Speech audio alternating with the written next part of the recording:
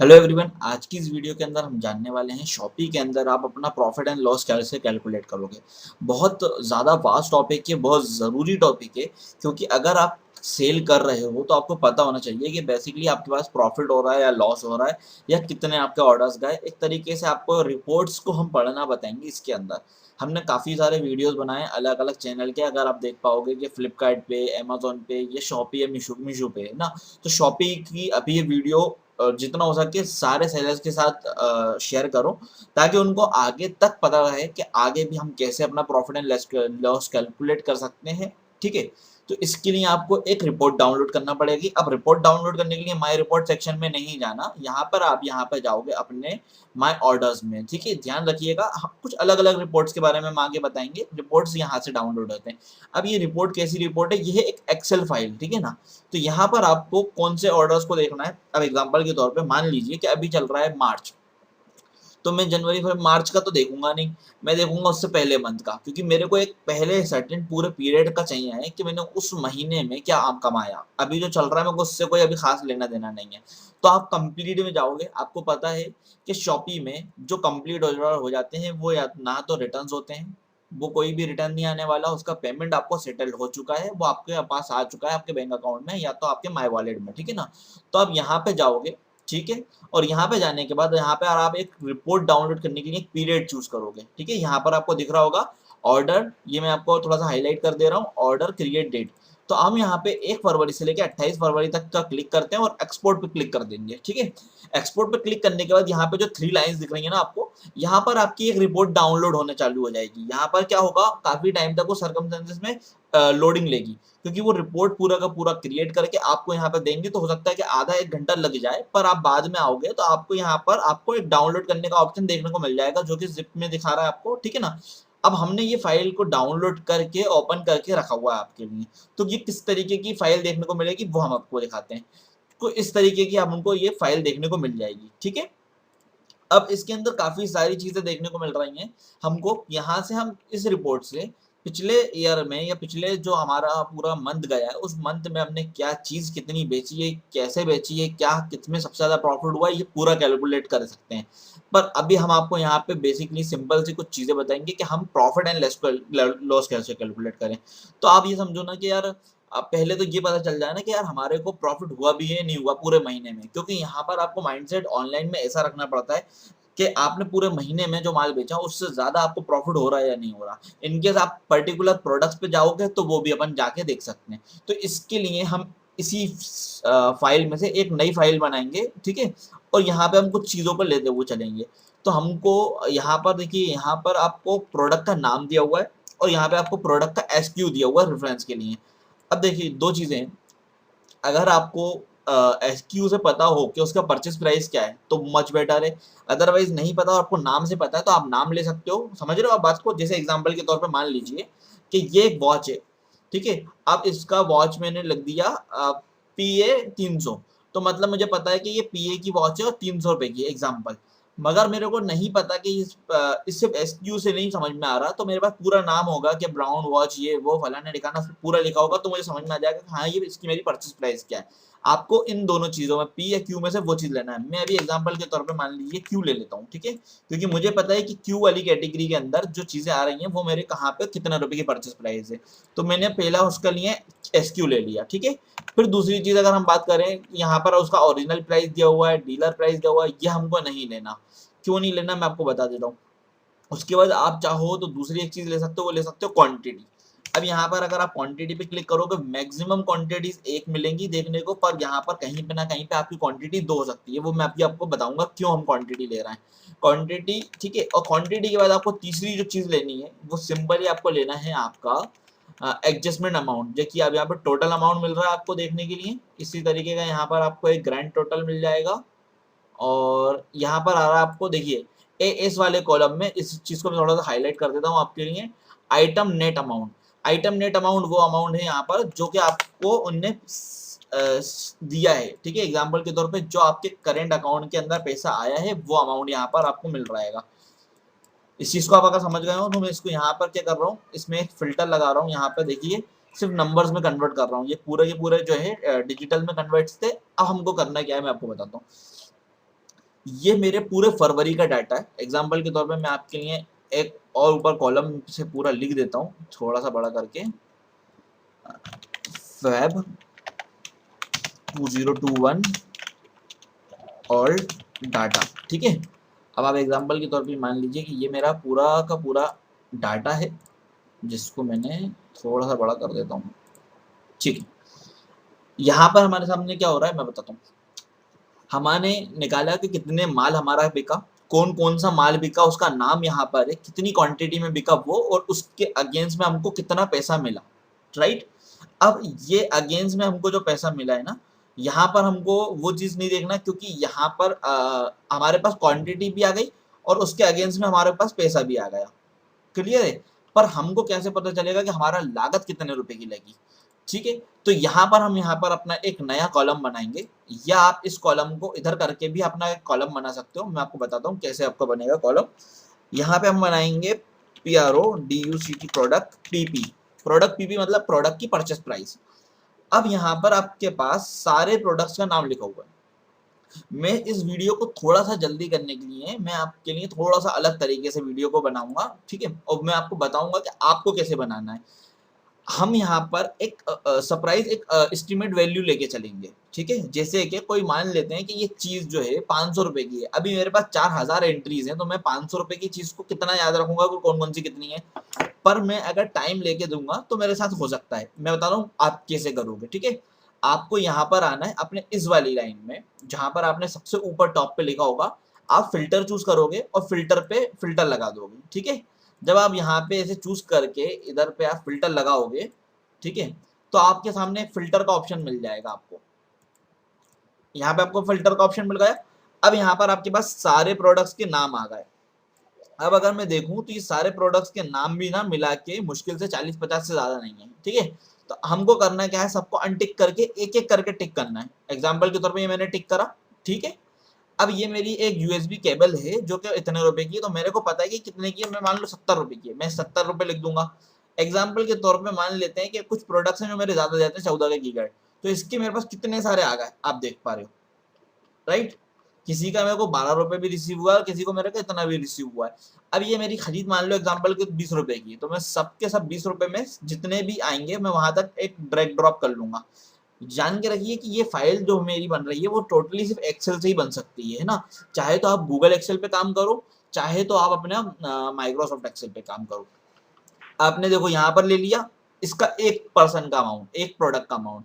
मान लेते हैं कि यहाँ पर इसकी दो कैटेगरी है, तो आपने तो एक का लिया, गए दो, समझ रहे हो, तो 40 रुपए का आपका माल लगा। तो इसके लिए हम अपने नेक्स्ट स्टेप में काम करेंगे। तो पहले आपको ऐसे एक एक करके सबका प्राइस लिख लेना है।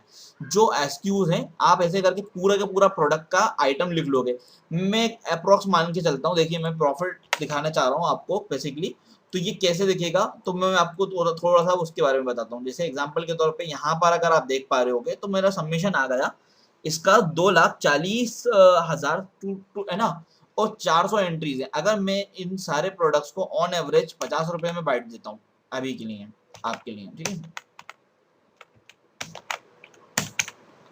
मैं 50 रुपए ले लेता हूँ और 50 रुपए से मैं इन सारे के सारे प्रोडक्ट्स को ले लेता हूँ कि ये अभी मेरी खरीद 50 रुपए की एग्जाम्पल के तौर पे मान के चल रहे हैं, ठीक है। तो मैं आपको सिनेरियो समझाना चाह रहा हूँ कि ये होगा कैसे।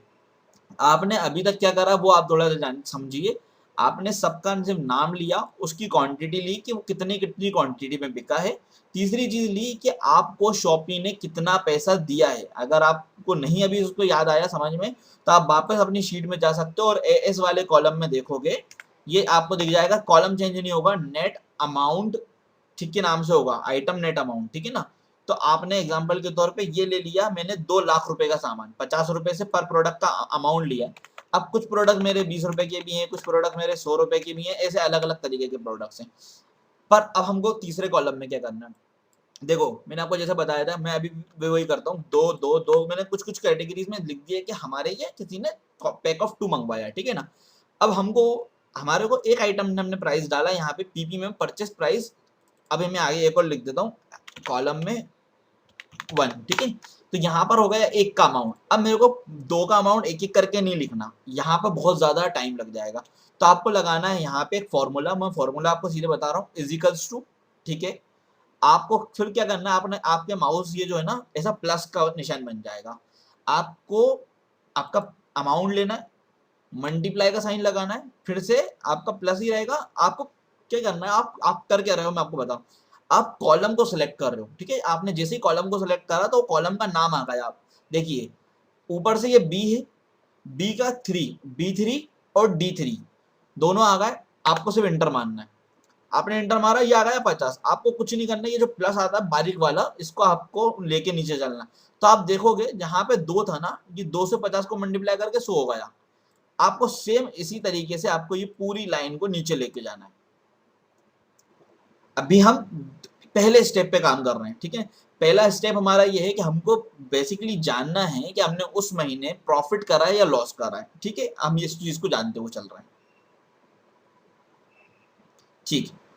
तो अब हमारा ये पूरा टोटल हो गया और हमको पता चला कि 2,09,000 का हमने माल लगाया। अब हमें यहाँ पे थोड़ा सा मोटा मोटा ऊपर लिख लेता हूँ, और उसके लिए मेरे पास और भी एक अच्छा तरीका है, बता रहा हूँ। शिफ्ट पकड़ के मैं इन सबको सिलेक्ट करूंगा, आप चाहो तो एक एक करके भी सिलेक्ट कर सकते हो। ये सबके सब सिलेक्ट करा और यहाँ पे सबमिशन का एरो लगा दिया, ठीक है।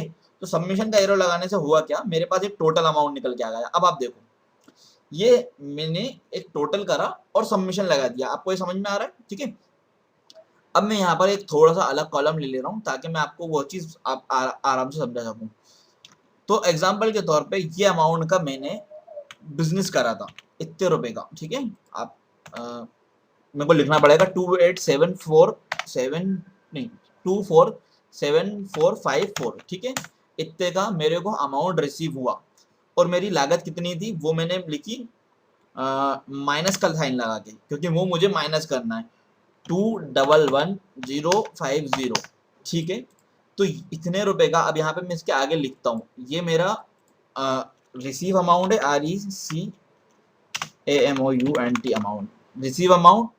ये मेरा PP अमाउंट है, जितना मैंने माल लगाया है। अगर अब मैं इन दोनों को यहाँ पे, और एग्जांपल के तौर पर मान लो कि आपको कुछ खर्चा लगा तो आप यहाँ पे प्लस कर सकते हो। कैसे कर सकते हो, मैं एक एंट्री में आपको करके बताता हूँ, थोड़ा सा जूम करके, ठीक है।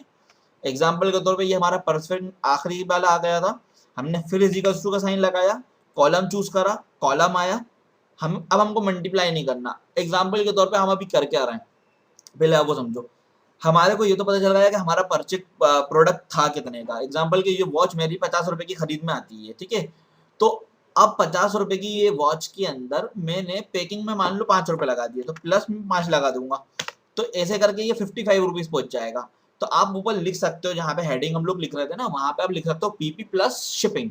तो ये प्राइस में 5-5 रुपए और बढ़ जाएंगे। एग्जाम्पल के तौर पे मान लो कि ये वाला टोटल अमाउंट 2,2,1,2,3,4 2,20,000 पहुंच गया, ठीक है। तो आपको एक अमाउंट में पता चल गया कि यार ये वाली जो PP प्लस शिपिंग वाली जो अमाउंट हो गई वो हो गई 2,20,000 की, 2,2,1,2,3, ठीक है ना। अब आपकी शिपिंग भी आ गई इसके अंदर, ये भी आ गया। अब आप मान लो कि फरवरी में आपका टैक्स भरा, तो आपने परचेस करा था और उसमें सेल करा, तो एग्जांपल के तौर पे आपको पता होगा कि अपने हाथ से आपने टैक्स कितना भरा। एग्जांपल के तौर पे मान लेते हैं मैंने टैक्स भरा सिर्फ 4,500 रुपए का, बाकी मेरा माइनस हो गया था काहे से, पिछले अमाउंट के GST से, ठीक है। तो मैं यहाँ पर एक टैक्स का अमाउंट भी लिख लेता हूँ और फिर यहाँ पर ऑर्डर करके और टोटल सबमिट करता हूँ। तो मुझे पता चला कि मैंने फरवरी में 22,000 रुपए कमाए, ठीक है। ये फिगर जो है एक इल्यूजन फिगर है बेसिकली। क्यों फिगर है, क्यों आपने कितने रुपए का माल बेचा और कितने की लागत लगाई, ये जब तक आपको क्लियर नहीं पता चलेगा ना, जब तक आप अपना प्रोडक्ट में अमाउंट जो डाल रहे हो ना वो बिल्कुल परफेक्ट होने चाहिए आपके। जैसे कि ये वाले जो हमने अभी पर आपके लिए अमाउंट डाले हुए हैं, एग्जांपल दिखाता हूँ मैं आपको। ये वाला जो 50-50 अमाउंट डालो ना, वो एक फ्रॉड अमाउंट है, फेक अमाउंट है, ठीक है। अब जब उसको सही कर लोगे ना तो ऑटोमेटिकली आपको ये सब डाटा आपको सही पता चल जाएगा कि आपने वो वाकई में कितना बेचा है। अब हमारा पहला स्टेप कंप्लीट हुआ कि हमको पता चला प्रॉफिट हुआ या लॉस हुआ विद अ मंथ। अब हमको पता करना है कि उस महीने में कौन सा प्रोडक्ट कितना बिका और कितने रुपए की सेल हुई। तो हमारी ये सिर्फ 3 कैटेगरीज में ही काम हो जाएगा। हमको उससे परचेस प्राइस से कोई लेना देना नहीं है, सिर्फ पता करना है। हमको ये 3 चीजों को पता करना है। इनको ऊपर से सिलेक्ट करा, शिफ्ट कंट्रोल पकड़ के डाउन करोगे आप, तो आपके ये पूरे ऑटोमेटिकली एक बार में सिलेक्ट हो गए, ठीक है। और उसके बाद अपन क्या करते हैं वो मैं अपन देख देते हैं। उसके बाद आपको सिंपली इसमें जाना है इंसर्ट में, ठीक है, इंसर्ट वाले कॉलम में जाओगे आप टॉप के ऊपर और पायोट टेबल पे लगा दोगे इसको, और न्यू शीट पे देखिए आप इसकी सेटिंग थोड़ा सा जूम कर लो, मैं आपको होल्ड कर रहा हूँ, आप यहाँ पर न्यू शीट रखोगे बस यहाँ पर, और कुछ भी आपको नहीं करना, जैसी एज सेटिंग्स है और उसको ओके कर देना है, ठीक है। अब ओके करने के बाद आपके पास कुछ इस तरीके का एक बॉक्स ओपन हो जाएगा, ये एक नई शीट हो जाएगी और यहाँ पे पायोट टेबल का फिल्टर लगा हुआ आपको देखने को मिल जाएगा। तो आपको करना क्या है, पहले आपको लिखना एसक्यू, एसक्यू पे टिक लगाओगे आप तो यहाँ पे सारे एसक्यू आ जाएंगे, फिर उनकी क्वांटिटी पे टिक लगाओगे तो आपको पता चल जाएगा, और यहाँ पे होना चाहिए, देखो यहाँ पे वैल्यूज में जाएगा, एग्जांपल के तौर पे आप इसको ना उठा के किसी भी 4 कॉलम में डाल सकते हो, तो आपको डालना है वैल्यूज वाले कॉलम में, और वैल्यूज में भी आपको यहाँ पे देखो लास्ट में एक ऑप्शन आएगा वेरीफाई, ठीक है ना। तो आपको काउंटर पे नहीं करना, आपको करना है सम पे। सम पे मतलब क्या होगा कि अगर मैं आपको काउंटर पे क्लिक करूंगा ना, एग्जांपल के तौर पे यहाँ पे देखिए आपको काउंट पे क्लिक करना है तो वो काउंट करेगा कि कितनी बार बिका है, समझ रहे हो आप। तो हमको अभी यहाँ पे क्या रखना है, ये काउंट पे रखना है, तो हमको पता चल जाएगा कौन सा प्रोडक्ट हमारा सबसे ज्यादा बिका है और टोटल हमने उस महीने कितने आइटम बेचे। तो हमने टोटल बेचे 4160, ठीक है ना।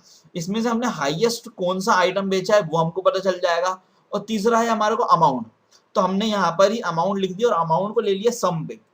अमाउंट को हमने काउंट पे नहीं लिया, सम पे क्यों लिया, क्योंकि वो अगर एग्जांपल के तौर पे मान लीजिए ये आइटम है मेरा, ये वाला आइटम है, ठीक है, स्क्रबर 10 mm, ये मेरा बिका है 101 बार, 111 बार, और इसकी एक परचेस प्राइस ये 50 रुपए मान लो हमको डिलीवर हुआ, तो वो पूरे का अमाउंट क्या हमको रिसीव हुआ वो हमको यहाँ से पता चलेगा। मान लो कि 100 बार बिका तो 100 बार 50 रुपए का बिका तो 5000 रुपए का रेवेन्यू उस अकेले प्रोडक्ट ने जनरेट करके दिया।